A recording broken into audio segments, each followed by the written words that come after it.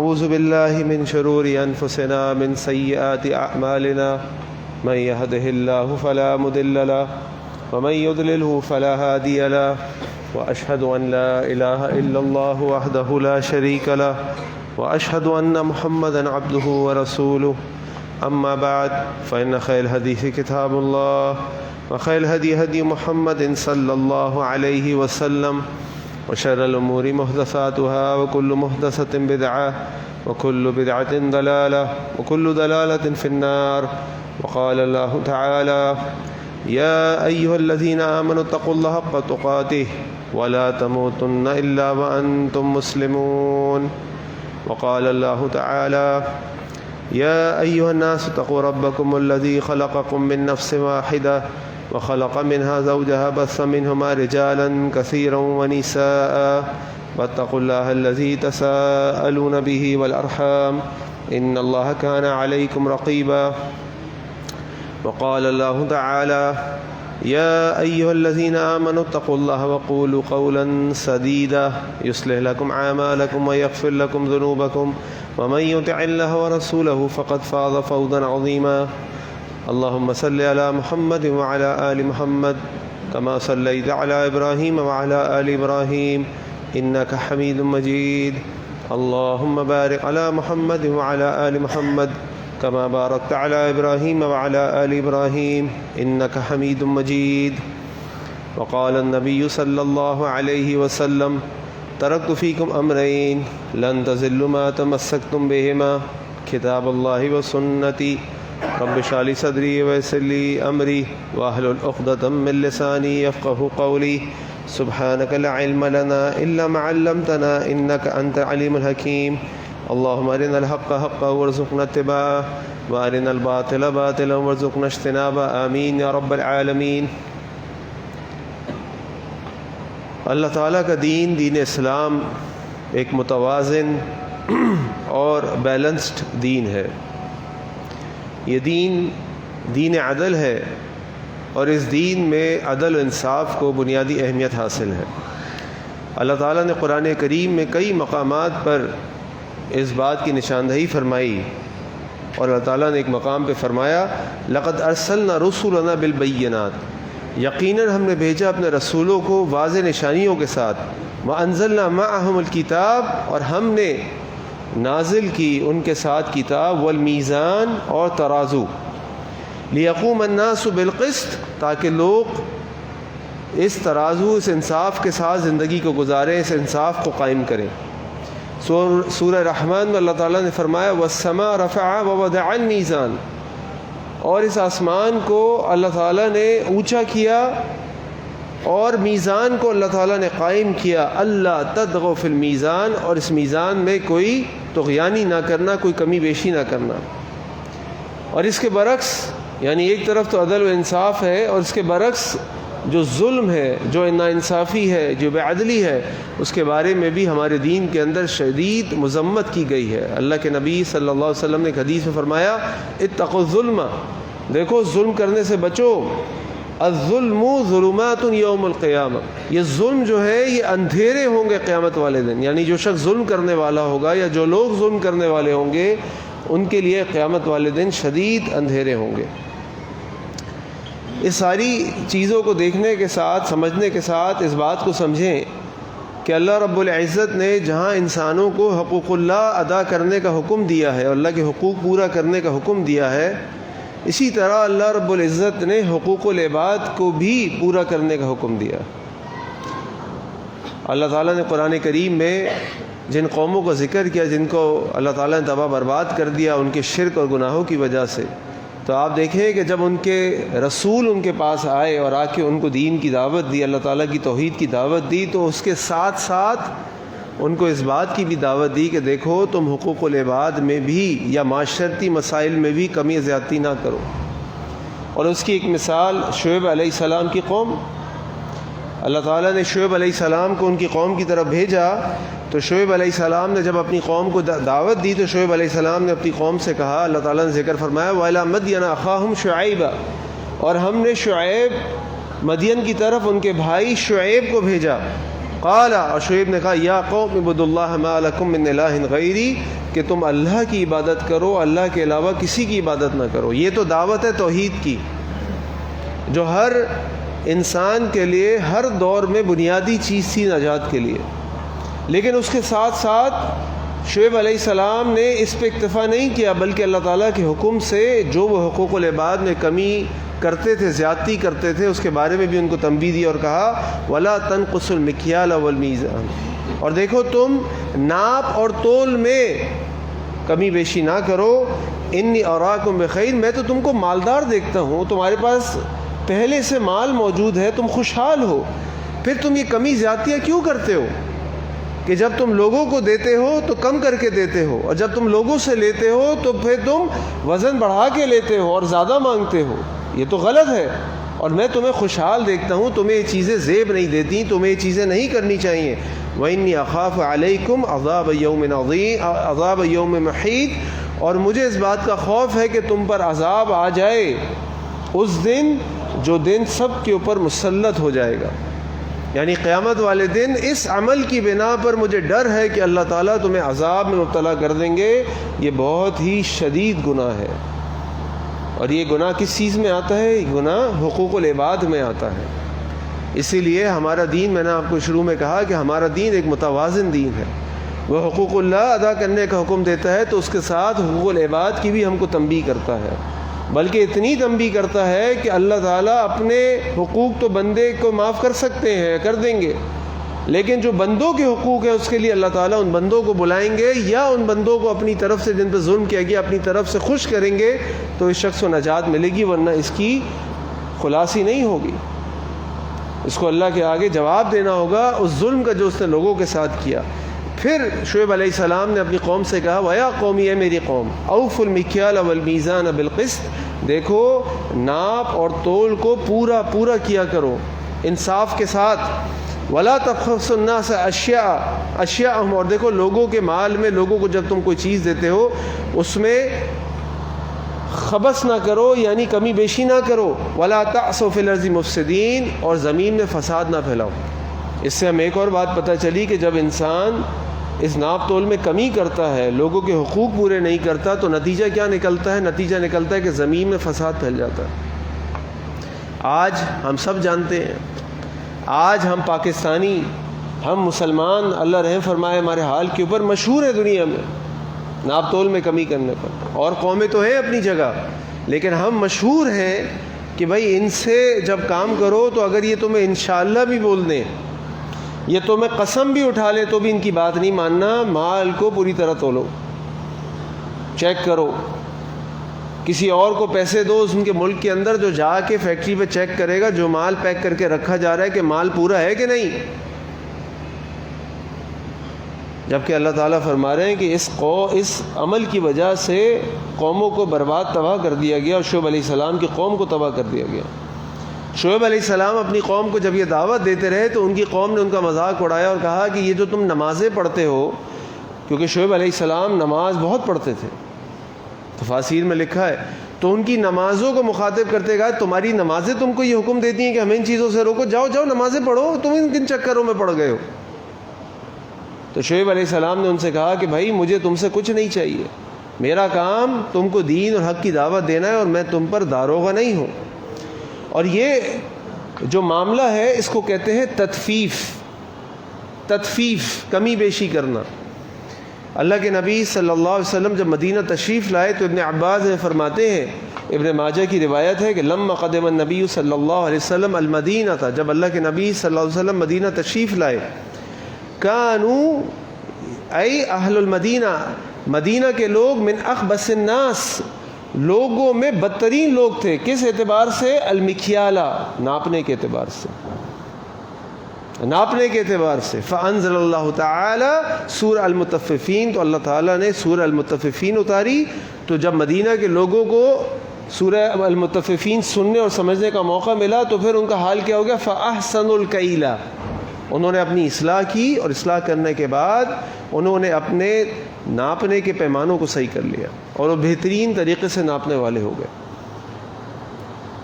تو یہ جو کیل ہے یہ جو تطفیف ہے یہ کبیرہ گناہ ہے، اور آج یہ کبیرہ گناہ بہت تیزی سے ہمارے اندر سرایت کر گیا ہے۔ اس کی وجہ سے قومیں برباد ہو جاتی ہیں، اللہ تعالیٰ عذاب دے دیتے ہیں، اور پھر اللہ تعالیٰ نے اس کی اہمیت کو سمجھیے کہ اس کی اہمیت کی وجہ سے اللہ تعالیٰ نے سورہ مطففین اتاری، اور سورہ مطففین کا جو آغاز ہے وہ بڑا ہی جارحانہ آغاز ہے اللہ تعالیٰ کی طرف سے۔ وَيْلٌ لِّلْمُطَفِّفِينَ، تباہی ہو، بربادی ہو، کن کے لیے؟ تفیف کرنے والوں کے لیے، جو ناپ تول میں کمی بیشی کرتے ہیں۔ الذین اذا اکتالوا علی الناس یستوفون، جب وہ لوگوں سے لیتے ہیں کوئی چیز تو وہ پورا پورا لیتے ہیں، یستوفون پورا مانگتے ہیں، وَإِذَا كَالُوا وَوَزَنُوهُمْ يُخْسِرُونَ، اور جب وہ لوگوں کو ناپ کے دیتے ہیں یا تول کر دیتے ہیں تو اس میں کمی کرتے ہیں۔ اللہ تعالیٰ نے سورہ مطففین اتاری، اور دیکھیے سورہ مطففین اللہ تعالیٰ نے کہاں اتاری؟ سورہ مطففین ہے قرآن کریم کی سورت نمبر 83 83۔ جو سورت نمبر 82 ہے وہ ہے سورہ الانفطار، قیامت کے دن کے بارے میں۔ جو سورت نمبر 84 ہے 84 وہ ہے سورہ انشقاق، اذا السماء انشقت وَأَذِنَتْ لِرَبِّهَا وَحُقَّتْ وَإِذَا الْأَرْضُ مُدَّتْ، وہ بھی قیامت کے دن کے بارے میں۔ ان دونوں قیامت کی ہولناکیوں پہ مبنی صورتوں کے بیچ میں اللہ تعالیٰ نے سورہ مطففین اتاری۔ علماء اور مفسرین جب قرآن کریم کو سمجھتے ہیں، اس پہ غور و فکر کرتے ہیں، تو صرف یہ نہیں ہوتا جو الفاظ لکھے اس پہ غور کریں، یہ بھی دیکھتے ہیں کہ الفاظ کے پیچھے کون سے الفاظ تھے، ان الفاظ کے آگے کون سے الفاظ تھے، اس سے پہلے والی صورت کا کیا موضوع تھا، اس کے بعد والی صورت کا کیا موضوع تھا، کیونکہ یہ صورتیں کی جو ترتیب ہے تو اللہ تعالیٰ کے حکم سے اللہ کے نبی صلی اللہ علیہ وسلم نے رکھوائی ہیں۔ اب اگر کوئی شخص اما پارا پڑھنا شروع کرے اور قیامت کے دن کی ہولناکیوں کو پڑھے تو اس قیامت کے دن کی ہولناکیوں کو پڑھنے کے بیچ میں اس کو مطففین سورہ مطففین پڑھنے کا موقع ملے گا۔ تو لازماً یہ ایک پیغام ہے انسانوں کے لیے کہ یہ ایسا کام ہے اور اتنا بڑا کبیرہ گناہ ہے کہ اگر تم یہ کام کرو گے تو سوچو کہ تم نے اللہ کے آگے کھڑا ہونا ہے، تمہیں اللہ کو جواب دینا ہے۔ تم اللہ کو کیا منہ دکھاؤ گے کہ اگر تم اس طرح لوگوں کے ساتھ معاملات میں تطفیف کرتے ہوگے؟ اور پھر اللہ تعالیٰ ان مطففین تطفیف کرنے والوں کو وارننگ دے رہے ہیں۔ اللہ تعالیٰ فرما رہے الا یظن اولئک انہم مبعوثون، کیا یہ اس بات کا ان کو یقین نہیں ہے کہ ان کو دوبارہ کھڑا کیا جائے گا، ان کو مبعوث کیا جائے گا، لیوم عظیم، ایک عظیم دن کے لیے، یوم یقوم الناس لرب العالمین، اور اس دن تمام کے تمام انسان اللہ تعالیٰ کے سامنے کھڑے ہوں گے۔ اور اس دن جب انسان اللہ تعالیٰ کے سامنے کھڑے ہوں گے تو اللہ تعالیٰ نے قرآن میں فرمایا وَمَن يَعْمَلْ مِثْقَالَ ذَرَّةٍ خَيْرًا يَرَهُ وَمَن يَعْمَلْ مِثْقَالَ ذَرَّةٍ شَرًّا يَرَهُ، وہ ذرے کے برابر عمل بھی جو تم کرتے ہو تمہارے سامنے آ جائے گا، چاہے وہ اچھا عمل ہو چاہے وہ برا عمل ہو۔ وہ دن مالکی یوم الدین ہے، وہ بدلے کا دن ہے۔ اس دن لوگوں کا حساب کتاب کیا جائے گا، یہاں تک کہ ایک بکری نے اگر دوسری بکری کو بھی سینگ مارا ہوگا تو ان دونوں کے برابر بھی حساب کیا جائے گا۔ اس دن یہ لوگوں کو دھوکہ دینے والے کیا کریں گے؟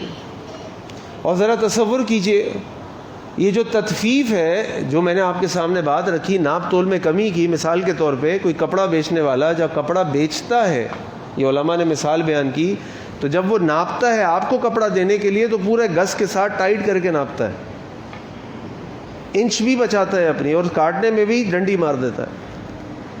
اسی لیے ہم کہتے ہیں نا جب کپڑے لینے جاتے ہیں تو فلاں کمپنی کے جو کپڑے ہیں وہ چوڑ سائز ہوتا ہے، کہنے کو تو وہ لارج ہوتا ہے، لیکن جب آپ پہنتے ہیں تو میڈیم کا سائز نکلتا ہے۔ کیوں؟ وہ کپڑے میں تطفیف کرتے ہیں، لکھتے ہیں لارج۔ میں اتفاق کی بات یہ ہے، میں پچھلے ہفتے دبئی گیا کسی کام سے، تو مجھے میرے گھر والوں نے کہا کہ کوئی کریم کھانے کے لیے کوئی کریم لے کر آنی ہے، تو میں نے وہ 8-10 بوتلیں خریدیں، کیونکہ میری بہن بھابھی وغیرہ جو ہیں وہ کچھ بیکنگ کا کام کرتی ہیں، ان کو کریم چاہیے تھی، وہاں سستی ملتی ہے۔ اور جب میں نے وہ لے لی اس کے بعد میں نے اپنے سامان میں بھری، تو میں نے سامان، آپ کو پتہ ہے آج کل سفر ذرا مشکل ہے، کوئی جاتا ہے تو بہت لمبی لسٹ مل جاتی ہے، تو مجھے بھی لسٹ ملی ہوئی تھی۔ اب میں نے جب اپنا سامان وہاں پہ ایئرپورٹ پہ جا کے تولا، کیونکہ وہاں کمپیوٹر لگے ہوئے ہیں، آپ کو کوئی بندہ نہیں ملتا، سب کمپیوٹر سے ہوتا ہے، تو میرا سامان وزن سے کہیں زیادہ۔ اب میں حیران پریشان، میں نے کہا بھائی میں نے تو اتنا سامان ہی نہیں لیا، یہ میرے پاس تو صرف ایک جوڑا پہن کے گیا، ایک جوڑا رکھا ہوا ہے، ایک چپل رکھی ہوئی اپنی، کچھ ٹیتھ برش کے لیے کچھ چیزیں رکھی ہوئی ہے، کوئی پرفیوم رکھی ہوئی ہے، بس یہ وزن زیادہ کیوں ہو رہا ہے؟ میں نے تو اس حساب سے سامان لیا ہے۔ اچھا جی، وہ جو کریم تھی وہ 400 گرام کی بوتل تھی، اس پہ لکھا تھا 400 گرام۔ میں جب لے رہا تھا تو میرے ساتھ میں دبئی میں ایک دوست رہتے ہیں، وہ بھی تھے دکان میں، تو میں نے کہا بھائی یہ 400 گرام کا مطلب یہی ہوگا نا کہ بوتل، شیشے کی بوتل کے ساتھ 400 گرام یہی ہوتا ہے؟ ہمارے یہاں تو یہی ہوتا ہے کہ ڈبے کا بھی وزن کیا جاتا ہے۔ اچھا میں آ گیا گھر، بہرحال ہاتھوں میں پکڑ کے 10-12 کلو اور باقی جو بیگ میں جا سکتا ہے اس میں بھیجا۔ اب جب میں نے گھر آ کے اس کو تولا تو میری بیگم صاحبہ نے جب اس کو وزن پہ تولا تو وہ 600 گرام تھا۔ 200 گرام شیشے کی بوتل تھی اور 400 گرام اس کے اندر وہ کریم تھی۔ ہمارے یہاں کیا ہوتا ہے؟ وہ 400 گرام شیشہ سمیت ہوگا۔ اب آپ ابھی سردی آ رہی ہیں، ابھی چیری آنی شروع ہوگی، آپ چیری لینے جائیں گے تو ڈبہ موٹا ہوتا جائے گا، چیریاں کم ہوتی جائیں گی۔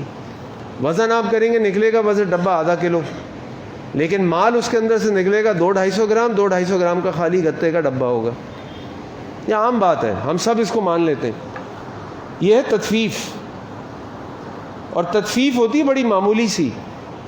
اس معمولی سی ہیرا پھیری، یعنی اگر آپ کپڑے کا کام کر رہے ہیں تو انچوں میں تطفیف ہوگی گزوں کے معاملے میں، آپ کلو کا وزن کا کام کر رہے ہیں تو گراموں کی تطفیف ہوگی کہ بھائی آپ کا۔ اچھا اس سورت کا جو شان نزول ہے، اس کا ایک شان نزول تو مفسرین نے لکھا، ایک تو یہ ہے کہ جب اللہ کے نبی مدینہ آئے صلی اللہ علیہ وسلم، وہاں کے لوگوں کو دیکھا کہ وہ وزن کرنے میں بڑی ڈنڈی مارتے تھے، تو اللہ تعالیٰ نے سورہ مطففین اتار دی۔ اور ایک اور شان نزول اس کا یہ بیان کیا گیا کہ ایک شخص تھا جس کے پاس 2 ترازو تھے، ایک ترازو سے وہ خریدتا تھا اور ایک ترازو سے وہ بیچتا تھا۔ تو یہ جو تطفیف ہوتی ہے یہ انتہائی معمولی ہوتی ہے کہ غیر معمولی سا کمی زیادتی۔ یہ بات میں اس لیے بار بار آپ کے سامنے کر رہا ہوں کہ یہ تو تطفیف ہے جس پہ اللہ تعالیٰ وارننگ دے رہے ہیں، اولئک انہم مبعوثون لیوم عظیم یوم یقوم الناس لرب العالمین، کہ ان کو یہ نہیں معلوم، الا یظن انہم مبعوثون، ان کو نہیں معلوم کہ اللہ کے آگے کھڑے ہوں گے اس عظیم دن جس دن لوگوں کو اللہ کے آگے کھڑے ہو کے جواب دینا پڑے گا اس تطفیف کا۔ اور اس تطفیف کے اوپر اللہ تعالیٰ نے قوموں کو برباد کر دیا، تباہ کر دیا، اللہ تعالیٰ نے پوری سورت نازل کر دی۔ اب میں آپ کے سامنے سوال رکھتا ہوں، اس کمی اور زیادتیوں کو کیا کہیں گے جب ہمارے معاشرے میں ہمارے ہی مسلمان جو مسجدوں میں بھی نماز پڑھتے ہیں نہیں پڑھتے، لوگوں کے ہزاروں لاکھوں کروڑوں کھا جاتے ہیں، لوگوں کی زمینیں کھا جاتے ہیں، لوگوں کی جائیدادیں کھا جاتے ہیں، اپنی بہنوں کا، اپنی بیویوں کا، اپنی گھر کی عورتوں کا مال کھا جاتے ہیں، یتیموں کا مال کھا جاتے ہیں، فراڈ کر کے لوگوں کے پیسے ہڑپ اور غبن کر لیتے ہیں۔ کیا جواب دیں گے اللہ تعالیٰ کو؟ کیا جواب دیں گے اللہ تعالیٰ کو؟ اللہ تعالیٰ اس غیر معمولی کمی اور زیادتی کے اوپر قرآن کریم کی پوری سورت نازل کر دیتے ہیں، اور سورت بھی جارحانہ انداز سے نازل کرتے ہیں کہ ویل للمطففین، بربادی ہے، تباہی ہے۔ اس کے 2 معنی، ایک ہے تباہی اور ایک ہے جہنم کی ایک وادی۔ اس کے 2 معنی نکالے علماء نے، مفسرین نے۔ یہ جو تطفیف کرتا ہے اس کو جہنم کی اس وادی میں پھینک دیا جائے گا، یا جو تطفیف کرتا ہے اس کو برباد کر دیا جائے گا قیامت والے دن۔ تو سوچئے کہ جو کھلے عام لوگوں کا مال کھاتے ہیں، لوٹتے ہیں، ہڑپ کرتے ہیں، ان کے ساتھ کیا ہوگا؟ اللہ تعالیٰ ہم سب کو اس گناہ سے بچائے۔ اور یہ تطفیف صرف ناپ اور تول میں نہیں ہوتی، یہ تطفیف تمام معاملات میں ہوتی ہے۔ کل افعال و اقوال، تمام افعال، تمام اقوال، تمام معاملات کے اندر ہوتی ہے۔ امام مالک رحمۃ اللہ علیہ فرماتے ہیں یقالو، وہ کہتے ہیں کہ کہا جاتا ہے لکل شیء، ہر چیز کے لیے وفاء و تطفیف، ہر چیز کے لیے پورا کرنا بھی ہے، ہر چیز میں کمی کرنا بھی ہے۔ یعنی اس کا معنی یہ ہوا کہ یہ تطفیف صرف ناپ تول میں اور کاروباری معاملات میں نہیں ہوتی، کاروباری معاملات میں تو بہت بڑی بات ہے، یہ تطفیف انسان کے دین میں بھی ہوتی ہے۔ علماء نے لکھا دین میں کیسے ہوتی ہے؟ دین میں ایسے ہوتی ہے کہ ایک شخص جو ہے وہ نماز کو اس کے بالکل آخری وقت میں سستی سے ادا کرتا ہے، یہ بھی تطفیف ہے۔ ایک شخص بلا عذر جماعت کو ترک کر دیتا ہے، بلا عذر، گھر میں بیٹھا ہے مسجد نہیں آ رہا، بلا عذر جماعت کو ترک کر دیتا ہے، یہ بھی تطفیف ہے۔ عمر بن خطاب رضی اللہ عنہ کا ایک اثر ہم کو ملتا ہے جس کے بارے میں کچھ کلام ہے کہ یہ ضعیف ہے یا صحیح ہے، واللہ عالم، لیکن جو بات ہے وہ صحیح ہے کہ عمر بن خطاب رضی اللہ عنہ نے عصر کی نماز پڑھائی، جماعت ہو گئی، اس کے بعد آپ نکلے، ان کو ایک شخص ملا کسی جگہ، بھائی تم مسجد میں نظر کیوں نہیں آئے؟ اور اس نے کہا کہ میں نے جماعت مسجد میں نہیں پڑھی، گھر پہ پڑھ لیا، کوئی ایسی بات کہی، تو آپ نے فرمایا تم نے تطفیف کی، تم نے تطفیف کی، تمہیں مسجد آنا چاہیے تھا، تم نے بلا عذر مسجد کی جماعت چھوڑ دی تو تم نے تطفیف کی۔ اور تطفیف کرنے والوں کے لیے کیا ہے؟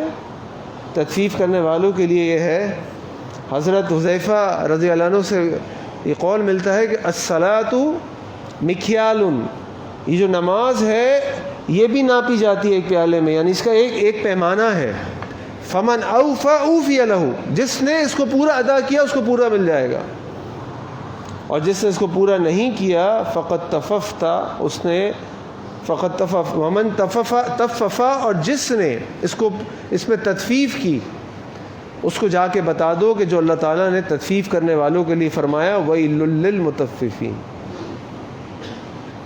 دینی معاملات میں تطفیف یہ بھی ہے کہ انسان روزہ رکھتا ہے تو روزے میں بھی خیانت کرتے ہیں، ہم سب جانتے ہیں روزے میں خیانت کیسے ہوتی ہے، نظروں کی حفاظت کر رہا ہے، نہ زبان کی حفاظت کر رہا ہے، کہنے کو تو بھوکا ہے، پیاسا ہے، لیکن نہ زبان کی حفاظت ہے، نہ نظروں کی حفاظت ہے، نہ کانوں کی حفاظت ہے۔ اسی طرح تمام جمیع معاملات کے اندر یہ تطفیف ہو سکتی ہے دین کی۔ یہ تطفیف کاروباری مالی معاملات میں بھی ہوتی ہے، جس کی ایک مثال میں نے شعیب علیہ السلام کے واقعے میں آپ کے سامنے رکھی، لیکن آپ کسی ملازم کو، مزدور کو اجرت پہ رکھیں، اس کو اجرت میں کمی کر دیں یا اس سے کام میں زیادتی کریں، یہ بھی تطفیف ہے۔ اسی طرح کوئی ملازم اپنے مالک کے ساتھ کام میں خیانت کرے، جو اس پہ ذمہ داری دی گئی اس کو پورا نہ کرے، یہ بھی تطفیف ہے۔ کپڑا بیچنے والا آپ کو کپڑا بیچے، بول کے بیچے 50 میٹر ہے، اس کے اندر سے نکلے 45 میٹر، یہ بھی تطفیف ہے۔ آپ کے پاس کوئی جعلی نوٹ غلطی سے آ گیا، آپ نے کسی کو کوئی پیسے دینے گڈی کے بیچ میں ڈال کے آپ نے اس کو پکڑا دیا، یہ بھی تطفیف ہے۔ یہ سب چیزیں تطفیف میں آتی ہیں، اور اس تطفیف کرنے والوں کو آپ کیا کہیں گے؟ اس تطفیف کرنے والوں کو آپ سمجھائیں گے کہ الا یظن اولئک انہم مبعوثون، کیا تمہیں یقین نہیں ہے کہ تم ان لوگوں کو اللہ تعالیٰ کے سامنے مبعوث کیا جائے گا، لیوم عظیم یوم یقوم الناس لرب العالمین۔ یہ تطفیف گھریلو معاملات میں بھی ہوتی ہے۔ شوہر کہتا ہے کہ بھائی میری بیوی میری خدمت نہیں کرتی، میری بیوی جو ہے میرے لیے کھانا گرم کر کے نہیں رکھتی، میری بیوی میرا یہ حق ادا نہیں کرتی، تو شوہر یہ بتاؤ کہ کیا تم اس کا حق ادا کرتے ہو؟ کیا تم اس کو وقت دیتے ہو؟ کیا تم اس کی جائز ضروریات پوری کرتے ہو؟ کیا تم اس کے ساتھ نرمی اور محبت سے پیش آتے ہو؟ اسی طرح اگر بیوی یہ کمپلین کرتی ہے کہ میرا شوہر نے تو کبھی میرے ساتھ کوئی اچھا سلوک نہیں کیا، میرے ساتھ خیر نہیں کی، تو یہ بتاؤ کہ تم اس کے ساتھ کیا کرتی ہو؟ اور اللہ کے نبی صلی اللہ علیہ وسلم نے تو اس بات کو بیان بھی فرمایا، آپ نے فرمایا کہ جہنم میں عورتوں کی کثرت کی وجہ بھی یہی ہوگی، یکفرن العشیرہ و یکفرن الاحسان، کہ وہ اپنے شوہر کی ناشکری کرتی ہیں، اس کے احسان کا انکار کرتی ہیں، اور اس سے کہتی ہیں کہ تم نے تو کبھی میرے ساتھ خیر ہی نہیں کی۔ یہ تطفیف بچوں کے معاملات میں بھی ہوتی ہے۔ آپ نے بچوں کی تربیت میں کمی چھوڑی، آپ نے بچوں کو وقت نہیں دیا، آپ نے بچوں کی جائز ضروریات پوری نہیں کی، یہ تطفیف ہے، ان کا حق ہے، آپ کی اولاد ہے، وہ ذمہ داری ہے آپ کی۔ کلکم راع وکلکم مسئول عن رعیتہ، تم میں سے ہر کوئی چرواہا ہے، تم سے تمہاری رعایا کے بارے میں سوال کیا جائے گا۔ اللہ کے نبی صلی اللہ علیہ وسلم کے پاس ایک صحابی آئے اور آ کے کہا کہ اللہ کے وسلم، میں اپنے اس بیٹے کو، میری بیوی کہتی ہے کہ مجھے یہ بیٹا بہت پسند ہے، میں اس کو ایک تحفے میں غلام دو۔ اور جب اللہ کے نبی صلی اللہ علیہ وسلم نے پوچھا کہ تمہاری اور بیٹے اولاد بھی ہیں؟ ہاں جی ہیں۔ تو آپ نے فرمایا میں اس ظلم کے اوپر گواہ نہیں بنوں گا۔ کیا بیٹے کو غلام تحفے میں دینا ظلم ہے؟ کوئی ظلم نہیں ہے۔ اپنے بچوں کو کوئی تحفہ دینا تو محبت ہے، لیکن ظلم کیا تھا کہ جو باقی اولاد ہے ان کو نہیں دے رہے، ایک کو دے رہے، یہ بھی تطفیف ہے، یہ بھی ظلم ہے۔ اور یہ ظلم ہمارے معاشرے میں آج عام ہے، اور لوگ اس ظلم کو کرنے میں لگے ہوئے ہیں، ان کو اس بات کی فکر نہیں ہے کہ کل اللہ کے سامنے جب کھڑے ہوں گے یوم یقوم الناس لرب العالمین، تو اس وقت اللہ کے سامنے ہم کیا جواب دیں گے۔ اللہ تعالیٰ سے دعا ہے کہ اللہ تعالیٰ ہم سب کو ہر قسم کی تطفیل سے محفوظ فرمائے۔ وآخر دعوانا ان الحمد للہ رب العالمین۔